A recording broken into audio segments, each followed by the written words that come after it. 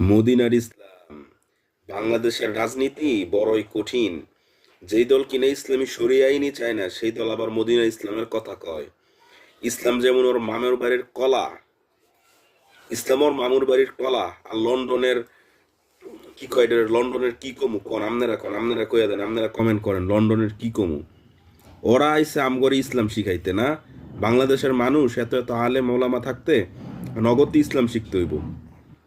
আর মদিনার ইসলাম কোনটা, আর কোনটা মক্কার ইসলাম, আর কোনটা লন্ডনের ইসলাম, আর কোনটা দিল্লির ইসলাম, সেটা আমরা বুঝি না। না, এই কারণে 12 তারিখ সারাদিন পজিটিভ শক্তিকে ভোট দিন।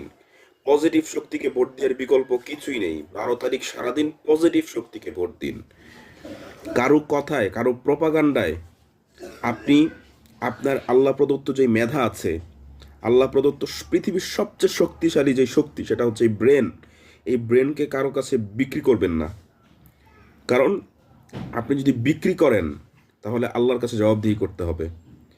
আর এই জবাবদিহি কিন্তু কেউ নিবে না, স্বয়ং আল্লাহ রব্বুল আলমিন কাল কিয়ামতের মাঠে নিবে। আপনি কেন একটা পজিটিভ শক্তিকে ক্ষমতায় আনলেন না? তাদের কোনো লস নাই, তাদের কোনো লস নাই। লস আমার আপনার।